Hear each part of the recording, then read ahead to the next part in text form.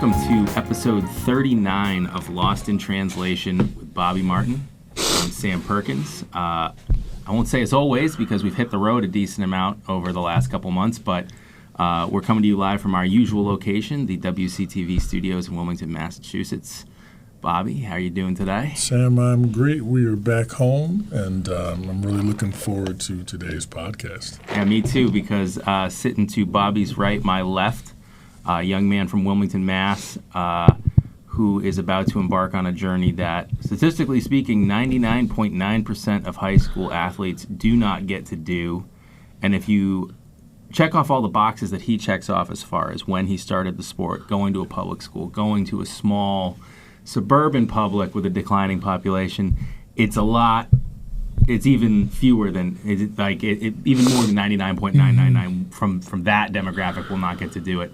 That's Christian Febbo from Wilmington High, who will be heading off to Stonehill College late this summer to play Division I college football. Christian, congrats and thanks for graduating. Appreciate it. Thanks, guys. Congratulations. So I got to know Christian 2 years ago. We do a docuseries here called Under the Lights. And we didn't actually – so the craziest thing about him is, like, he started playing football last year as a junior. Hadn't played the sport before. And if I'm wrong, Christian will correct me on this. But he wasn't even, like, a main guy for, like, most of that season. He didn't even come in and do his first interview with Under the Lights until the end of the season, where we had other guys coming in. Right. I was a backup for slot because Brett Ebert was in front of me the whole time. So I started like one game because he was injured, but I was just a backup ever since. And then I would go in like on spread, like only on spread, which we did like kind of rarely, but it was minimal. Which like I don't care because like I had to start getting used to the game because it's my first year ever. Mm-hmm. So like to get in that position, I was like, all right, no intention of playing college football because I was just starting out, like getting to know all the other kids because I I knew the game of football because I'm a big sports geek. Like, I love sports, so I followed sports my whole life, including football. So I was like, I'll give it a try. So I was just getting used to the feel of, like, being on the field and, like, getting used to hitting because I came from a soccer background from goalie, which, like, it helps me with my coordination, but, I've always known that I was, like, a pretty good athletic kid, so I was, like, could use that to football. So it helped me to my advantage, like, getting used to like backup position for like receiver. So the kid in front of me, Brett, he really helped me a lot. Even though I was like, he was starting in front of me, he always like pushed me to my limits. And I'm kind of glad I was backup that whole season or like most of the season because he helped me a lot with like to like keep going through and like having my spot. Like I could just follow everyone else's footsteps and then maybe do that to other kids like below me when I'm a senior. It was crazy. Christian didn't really start till the end of the year. Had some big catches here and there. Just it'd be like once a game there'd be like this he'd jump over someone and catch the ball, go up over the top or outrun someone. But didn't score any touchdowns his freshman year.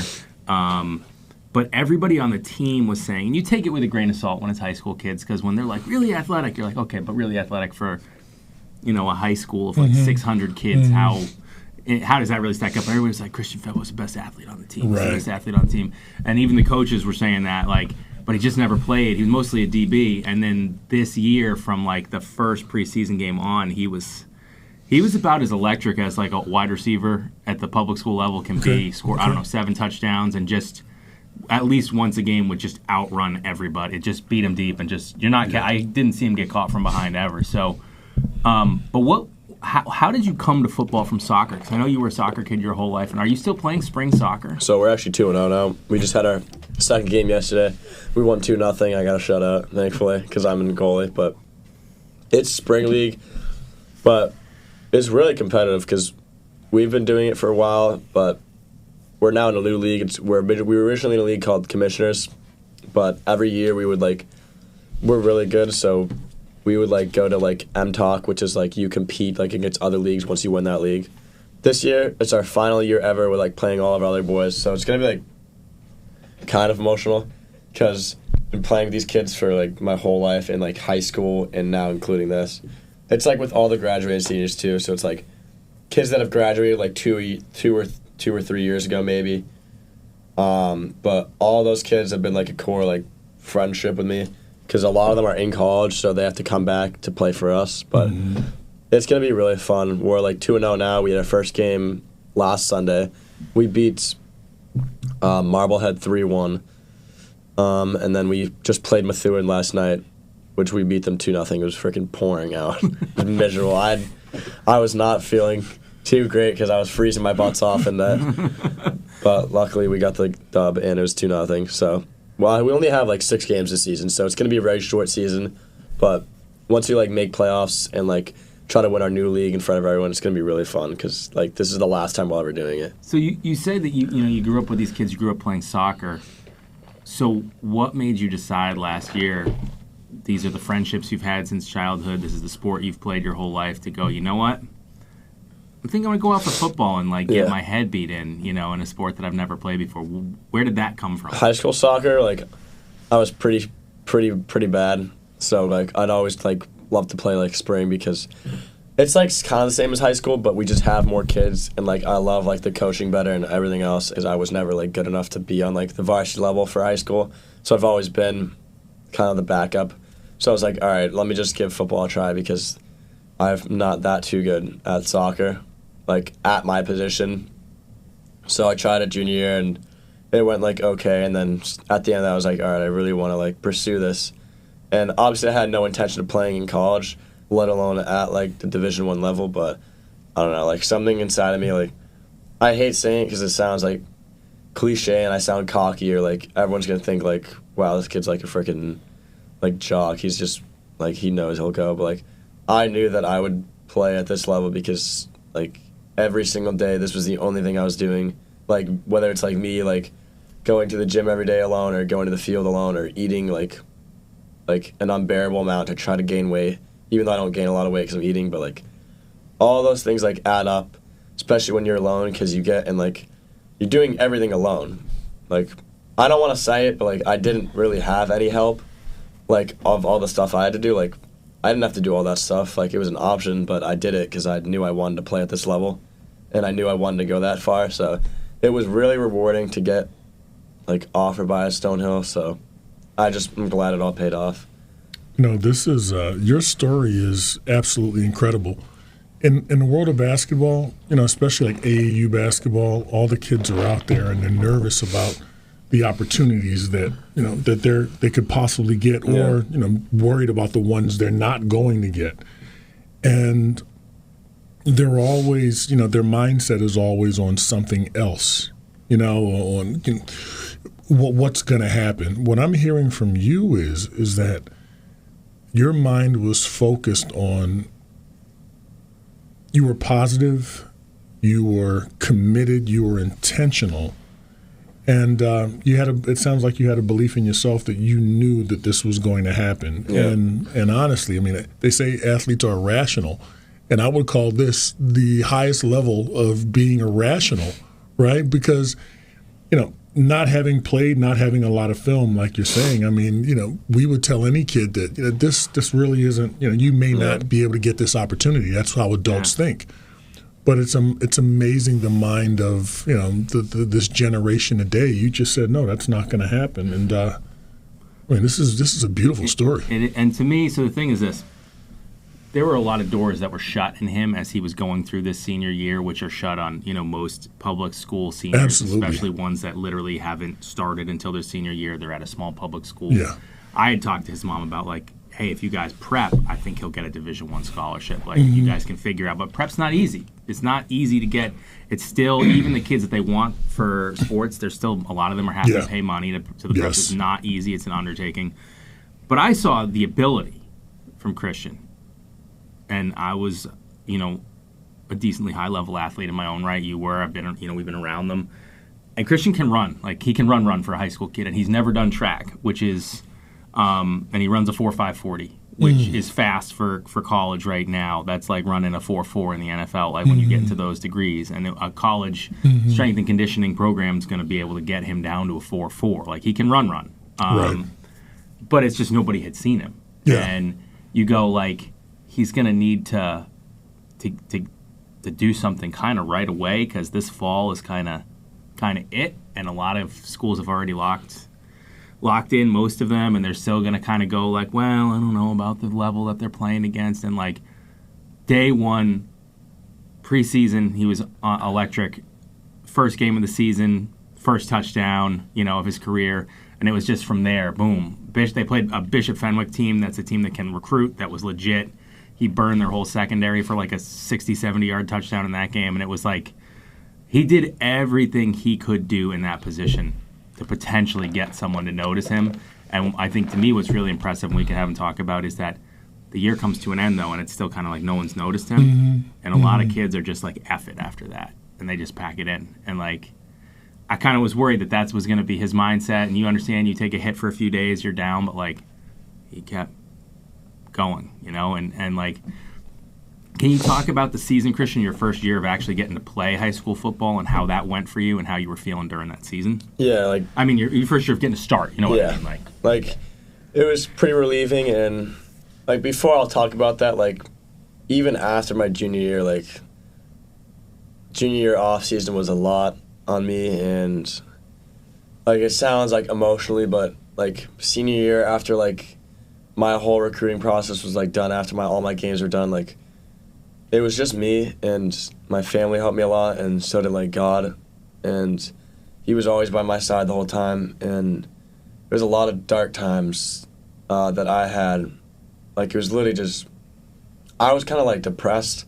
I wouldn't say I was depressed, but there was like times where I was getting like really like sad all the time, and going to the gym and like going to the field a lot, and like getting closer with God helped me like every single day, because it was just me. It was just me, my mom, my dad, and my brother, and some of my friends that helped me a lot, and God. But like, nobody else did this work but me. So, and I'm proud to say that, because I said it before earlier, like, it was optional for me to do all the work that I've done that came this far. Mm-hmm. But like, there was a lot of days where I would like really be emotionally, and a lot of days, like, there's plenty of days where I was like, I don't want to do this because I was not getting the recognition I had, and I was thinking it was not meant to be, because just a kid from a public school that like just started playing, and I don't have a lot of notice. So every single day I would try to push myself to the max, and God helped me a lot. Like, the only person I would say that would really by my side. But I'm glad it just paid off, because there was a lot of work that was unseen that really translated to me being on the field and being on the off season. Because yeah, there was a lot that was done on the field, but like I know I'm sounding like cliche saying, because like people are like, yeah, you work in the off. I think it sounds genuine, man. Yeah, sounds very like genuine. You work on like the unseen work, and then it finally gets put. Like, there was a lot of work. There was too much work that I've done that couldn't get paid off, because every single day, like, I'm repeating myself saying it, but it was like, I would wake up, I would only had one goal in mind. I didn't party in that time of junior year. Like, junior year was a really tough time for me, and starting my senior year was too, because every day, like, my friends would like go out, and everyone else wanted me to go out, and I never like did all the other stuff. I was just kind of depressed every day, and the gym and God helped me a lot, because I would just use all my anger, and like, I wouldn't say like depression away, but like I kind of was really sad, so I used all that anger like to the output of being on the field, the gym, and working out, and I'm just glad it all paid off. Like, I did too much work that like couldn't be in the output, especially in the off season, because once I fully ended my senior year, I still like you said, I had some interest, no interest at the highest level. So I would still have to do all my work on my own, and I would send hundreds of emails every single day, and I have the proof on my phone. I could literally show you guys. I showed Bobby earlier. Yeah. Send millions of freaking DMs on Twitter. Like, I would send a lot of stuff that was desperate just for no coaches to see me. So having that one out of all the coaches that I've sent, like, there was an unbearable amount of times where I would just be alone in my room, or like even at school I would just go on my computer and send emails, or like especially in my room, like I would just kind of lock myself in my room and just like put my headphones on and send emails or send DMs or just scout looking for a coach to help me. And I would go hours on end. And it was a really tough process because knowing that the season was over, I couldn't even produce more. So I was just having to hope that a coach could see my film and be like, do we like this kid? Do we want him to play for us? So, You know, Bobby had a quote that we've used to the opposite a lot, which is, Bobby told me a long time ago, he's like, you can't want it more than them, meaning a coach, a parent, a trainer can't want a kid to be successful more than that kid wants it, or it's not going to work. Like, you can't. Bobby is the most motivated dude I know. And Bobby used to ages ago joke around that if I had come into contact with him, you know, when I was in my early 20s, that I would still have been playing baseball and been getting paid to play it in my 30s. And great trainer, great motivator, but like, he can't take what's inside of him and put it in someone else. We know too many players that came through those doors, right, Bobby, that Right. like, if you were able to do that, they'd still be playing at the highest level. That like, you can't want it more than the kid. And for you, that alone time, I think, is really telling of like, you are motivated, you want it, and it's what every coach should want, and it's what you want. You wish more talented high school kids had that inner motivation, because at the end of the day, you have to want it more than anyone else wants it for you for it to be successful. And that's I can totally relate to that. I remember my junior year of high school, I got a gym membership to a real gym, and instead of the high school gym, you know. We had a decent weight room at the high school and stuff, but like, I was like, I want this in a way that nobody that I am teammates with in any sport wants this, or almost, I don't say nobody, but like, and I need to get away from everything going on at the weight room. It's all great kids that I love, but like distractions, goofing around, flirting with girls, all that. I'm going to go someplace, a bunch of adults, nobody's going to even care that I'm there. I'm just going to be in their way. But like I could totally relate. Yeah, like it was like the being alone was really hard. Of like, when you start, I think a lot of successful self-made athletes have a lot of that alone time, and it's really hard, and it can be really dark. And I got into some dark spaces and places in my brain with the being alone and chasing this dream, and like, well, what if all this work is for nothing, and I'm gonna have to sit back on it and go, I just spent 2 years of my life doing this to have nothing to show for it. But like, that's what you have to do, and you have to hang on to that when you get to college, and now you have new opportunities, and there are all these talented people that are around you, and upperclassmen who are playing ahead of you, or even more highly recruited underclassmen. Like, your first 2 years might suck, and it's like, you just got to hang on to that part of you that got you here, because it'll get you through it to the next step when your opportunity arises. Like, I've never related more in my life. Like, and I sound like Super Saiyan because I'm just like a junior and senior that like was at this time. Like, I've never related more because I know I'm repeating myself, but my life was fully in a box. Like, I'm thinking about the like times that I had. Like, it was really like sad and alone, and there was a lot of dark times that I went through junior and senior year, and the amount of doubt that I had and some of the other kids had and some of the coaches that I had, like, I just used that all against me and just kept going. And like I said, like, God, my mom and my dad and helped me a lot, but mainly it's all the work that I've done. It was me, and the amount of like stuff that I had to push through from myself. Like, I didn't have to do all this. I could have just sat and gave up and not like have any interest from coaches. But even in the off season after my senior year with the emails and stuff, like, the amount of stuff I did in the gym alone, like, let alone on that, was a lot, because I'm naturally a small kid, and I still am. I was like freaking 150 pounds, 145 pounds soaking wet, like, junior year. I'm twig. Bobby, we got a client for you. So after that, like, I had to do all this work on. Like, I wasn't just a naturally buff or like sized kid. Like, I'm freaking small. So I had to build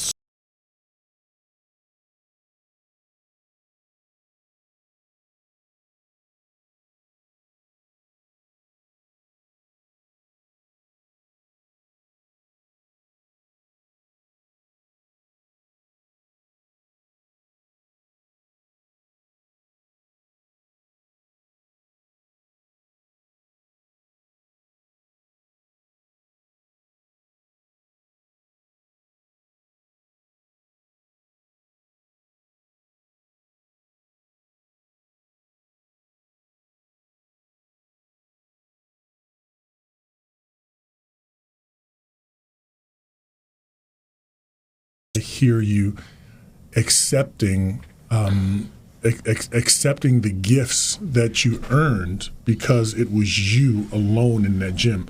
You know, nobody asked you to pick up or to kick a soccer ball. Nobody asked you to, go out and run routes. You know, that was because you wanted to, and you were willing to deal with, the dark times. You know, I've listened to both you and Sam talk about these dark times. I think we all have them as athletes, but you make the choice to say, you know what, this is what I want to do. Yep. I'm going to be absolutely selfish about this, so you get away, like you said, Sam, from what you know. And now all of a sudden it's you and you and you. Those three people are. I mean, it's one of those things, and especially with the exception of the athletes who get recruited to go to these like IMG academies or these powerhouses that are strictly built around athlete first, everything else second, so that you're morning, noon, and night, you're lifting, you're on nutrition. But like if you're a public school kid, it is not impossible for, as we see with Christian right here in front of us, it's not impossible for a public school kid to go and get a college scholarship in athletics. Right. But it's extremely difficult. And it's not just the odds and having to be born and blessed with the things that Christian can't control. That like the fact that he can run 4.5 naturally with no training as far as form, and like when you get to college, they'll have a field day. They'll probably shave a tenth of a second. Like they'll get down to a 4.4. Who knows where you'll get to, because there's been no. That's just natural ability out there. I've had Tom. Yeah. Went to the field with Tom one time. He had like 3 steps for me. It kind of helped me. But other than that, like I've had. But it's like there's a big ceiling. But it's like, so yes, you have to have a natural ability. You can't take someone that has no ability at all and say you can be a Division I athlete. But the guys who are like self-made, that aren't the select few that get to go to those elite academies, like you have to put in a lot of time by yourself, because 99% of the other kids around you, even your high school teammates, they don't have those same. It's not as important, They're out when they clock out for the night or the season. They're out. They're doing things. They'll get in trouble for juvenile things. We don't need to name any names, but it happens. And but they're just not going to be. They're going to go get eat a bunch of stuff at 2 a.m. that they shouldn't be eating. They're not going to want to get up early and go to the gym or go run routes. And I really think there is something to that alone time, and it is really hard and like we said, like really dark. And not to be repetitive, like I had my own demons that I was already dealing with in high school, and then that alone time can be really hard. But it was also really therapeutic for me when I was in there for that 2 hours in the gym. Because that was like my therapist. Did you enjoy your alone time? Yeah. I enjoyed it and hated it, but being in the gym and everything, that was therapeutic to me, because it was just me and my headphones, and nobody was around me. There was people that was around me, but nobody that I knew was around me, because I always been going to Tewksbury Sports Club for 3 years. I'd say 3.5 years or so, because my brother got me into it. So it's just a bunch of Tewksbury kids over there. There's some Wilmington kids that I see here and there, like Ali or Tiago or some of the graduate seniors, but other than that, it was just me in there. And I'm going to use this self-motivation further to me in college, because here we go, I'm going to be saying it's cliche to say it, but I don't give a fuck what's in front of me. Excuse my language, that's but all right. I'm going to get by. I hate trying to sound selfish, and I feel guilty for saying it, but it's completely true, because you should not. Don't feel guilty. I fucking did that. There was nobody that did it for me. I had to go through a lot of adversity, and I still am. Well, faith without works is dead. I think that's the quote, isn't it? Yeah. And it's I'm still an undersized kid. When I went on my visit earlier this week, 2 weeks ago, I'm 17 years old. I turned 18 July 20th. Everyone that was there, that was still a freshman with 18, me. 19, 20. 19, 18, all graduated. They reclassed, all from prep schools. They're all 3 or 2 inches taller than me, much bigger. Even at my position, there was a lot of kids that were bigger than me and older than me, and I was just still looking at them, because I'm just a 17-year-old kid, but I still have the same hopes that I want just as they do. So it's a lot still motivating for me, because I'm all right, even though you're older than me, or even if you're bigger than me, and you're that you can try to get by me or do anything, no, you won't, because I genuinely do not care what is in front of me. I will get by it because my mind has been solidified like that for 2 years in the off season and in season, and like it applies for me to anything because when you get like closer to God like that, and when you're with like just you and your mind, you'll get by anything. You just have to trust the process because there was times for me where it would get to the point where it was like months on end in the off season where, because once the season's over, like I said, you have no more film to produce, so it's just you waiting and emailing. So I've got a question. So you went through all of this. What if you didn't get the scholarship? Would you still feel as though that you grew, that there was a growth process where you trusted the process, but the process just didn't work out? How would you feel? I would probably go to, I don't know, I would go a little insane, like in my mind, because I still feel like nothing I did had paid off, like knowing me, because like you would feel like it didn't pay off. Yeah, even though like I did get like an offer someone else maybe or something, like that's so lower level. Like even if that was happen, I would know in my mind that like I'm going higher than that next year. Like I'm gonna freaking show out and be the best kid that's ever come out of that college, just to be better than everyone else and can go higher. Right. Like that's just me saying theoretically. Yeah. But did you feel like, and Bobby, I don't know. I mean, if you think back, I'm sure there were times that you also had that alone time in the gym, certainly as a kid, because you were everything AAU. I mean, you were AAU, but it was like during a certain time of year, only a select people. So there's still a lot of, you grew up in the era of, shooting in the gym by yourself, pick up at the park, like whatever. I feel like there's something, you can't, if you're by yourself, so it's one thing if you're in the weight room with your high school team. You can kind of half rep it, you can do whatever, you can shoot the shit for half of it and then claim that you benched 300 pounds when no one was looking or whatever. But like if you're taking the time to go to the gym, to go to the weight room by yourself, or go run routes by yourself, or go shoot 1,000 jump shots by yourself in an empty gym, like I feel like you are a lot more transparent with where you actually are because it's only you. And it's pretty hard to lie to yourself when you're not lying to anyone else. So it's like, I feel like it's for a certain mindset, like you can push yourself a lot more when you're there by yourself because you're like, man, nobody even knows that I'm here. So it's like, if I'm going to be here, I might as well put the work in while I'm here. So I think that's always the starting point, where you work as hard as you possibly can. I mean, and even then, you don't know how hard, you don't know what you're capable of. Yeah. So that's when other people come and they push you a little bit harder. Yeah. You may not be great on technique or anything like that, but they see the work ethic. And what you've done is you've already proven your work ethic. And honestly, that's what coaches want. They want a serious work ethic. You should be, any young player out there should be listening to your story right now and doing whatever they have to do, decide if they're going to fight for what they want. I just love the refuse, like where so many people kind of said, hey, like maybe D3 is your level. You started late, you're not reclassing. I'll show up the text of what my coach says as well. Like you're not anything. That like let's be realistic here. And he was like, no, I'm going D1, and he did it and he made it happen. I think that's pretty amazing, like because it just doesn't happen very much as far as like believing in yourself and then seeing it all the way through is really something. I'll have the sorry, hold on. Well, I mean, those texts, the texts that he's bringing up, I mean, they serve as motivation. Motivation, yeah.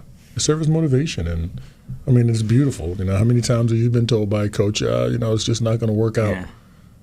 You haven't done this today, you haven't done that today, and they're allowed their opinions. But I think my grandmother used to tell me, it's none of your business what people think of you. Keep fighting, boy. Yeah. If when 2024, 2025, when the roster's announced in the summer, the fall or whatever, his name's on there. I don't know who the last Wilmington football player to even be on a Division I roster was. Oh, wow. Is probably the kid that we had on our show.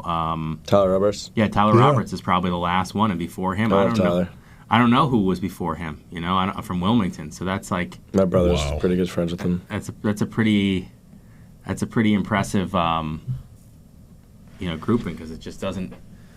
Not many of them make it from towns like this.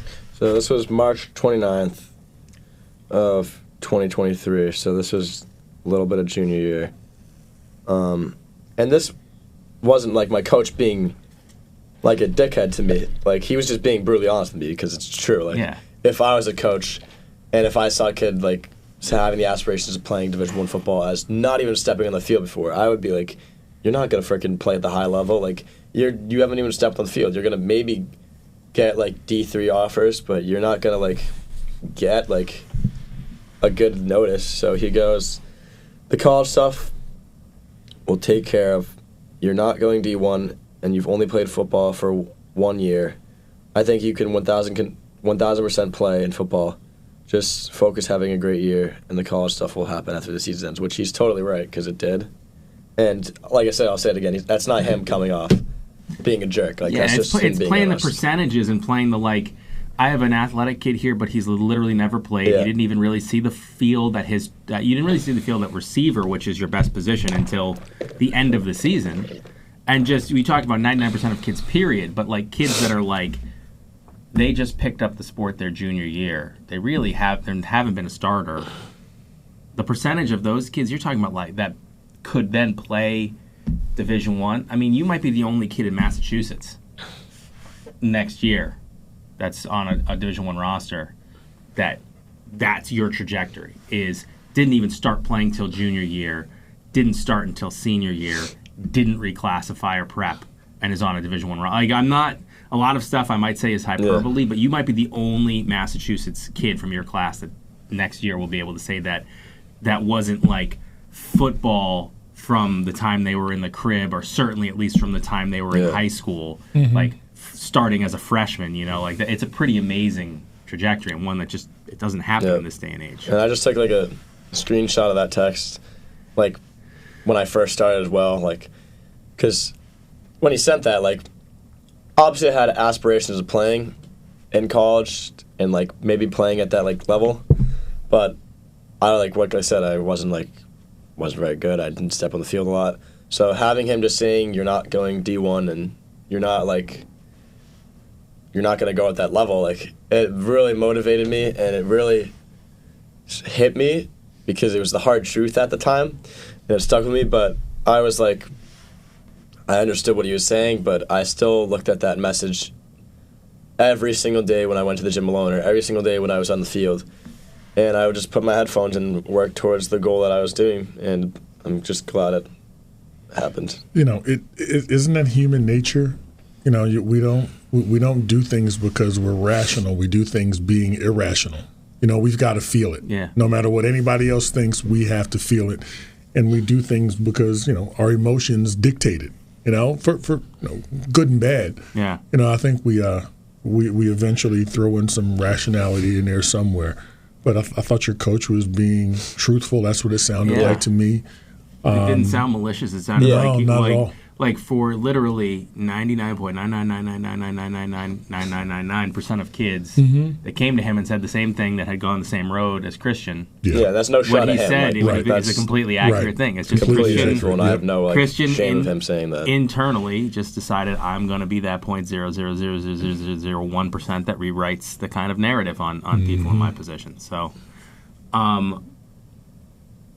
Bobby, what advice do you have to Christian when he shows up at college? And I know your path's a little different. You're a high school American. People knew you were coming. But still, it's going to be – there's no way around it that it is going to be really hard when he gets there.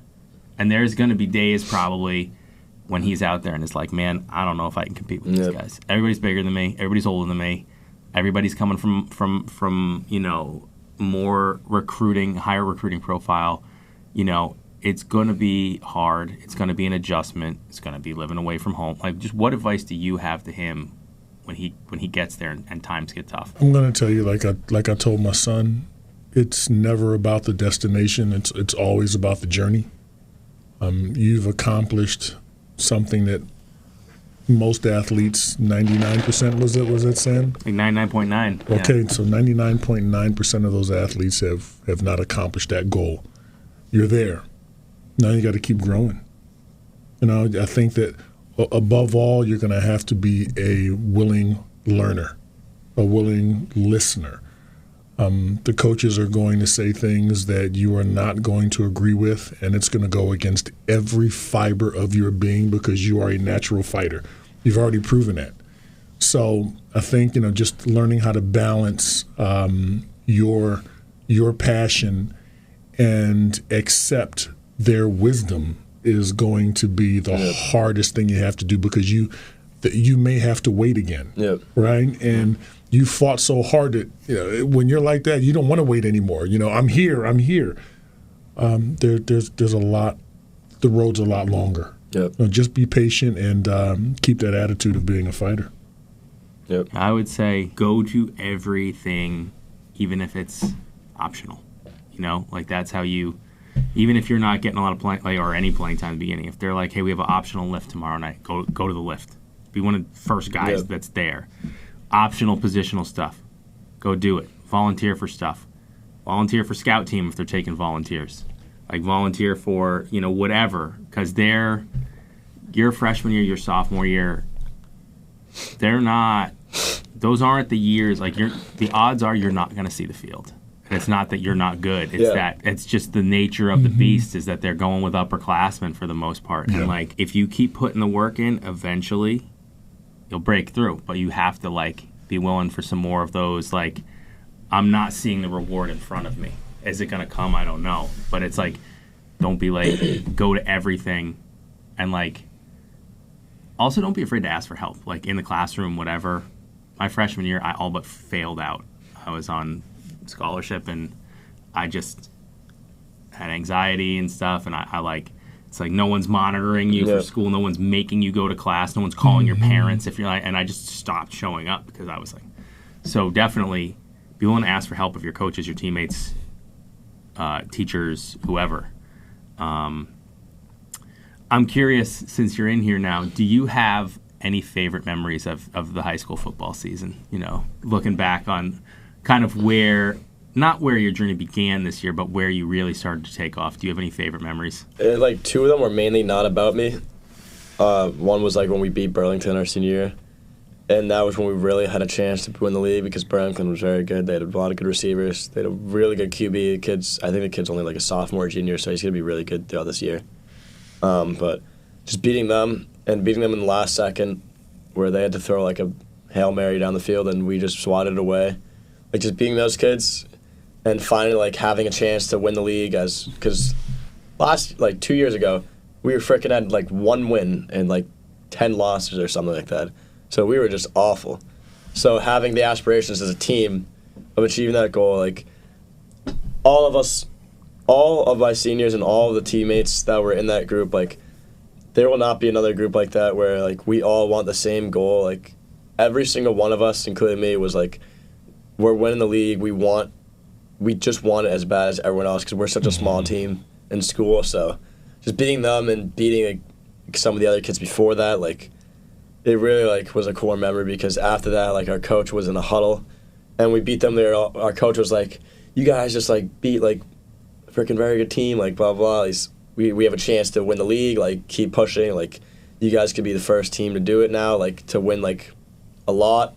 That was what we had for us, so that was a really cool memory because after that game, all of us were super excited, and we were all wondering all right, now everyone's looking at us that we're a good team and we're finally getting the recognition we deserve. But obviously that's one. But another one was when AJ, my best friend, he got a punt return for a touchdown, and I was behind him the whole time, so he went down and scored and. I didn't block anyone because I wasn't behind him the whole time, but I was just running behind him because I wasn't even paying attention to block anyone, but I was just seeing him run to the end zone. I'm go, go. So it was just sick meeting him in the end zone, as both of us being best friends for our whole life, knowing each other and growing up like that, just hugging him and being excited in the end zone with him, with all the people there when it was just him and I and our helmets. It was really. What'd you say to him?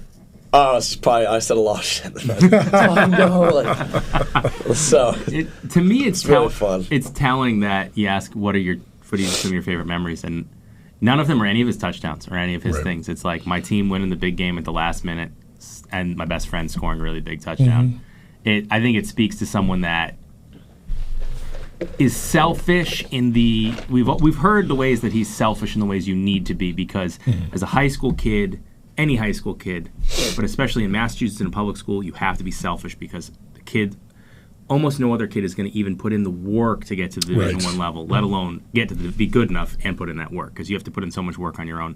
So we've heard about the good selfishness, but that's the good selflessness of like taking joy in the team accomplishments, taking joy in your best friend's accomplishments before he even said anything about himself, which is telling, I think. So, final thoughts. What are you feeling at this point? Where it's a lot, like, a little overwhelming, but like, I always tell myself, like, I've been through all this. I've been through all those times. Like, just keep pushing and keep getting closer with God. Just me praying every single day, and me, like, the person that's on my chain is, he's a angel. His name's Archangel Michael. That's my mom's favorite angel. So I've had him on for like, I don't know, like a couple months, but he's the only chain I've been wearing, and I always like pray to him, and I always pray to him and Jesus and God and the Blessed Mother. Like, just having him on my necklace means like nobody's like getting through a lot of shit that I've been through, like, because he's gonna fight for me too.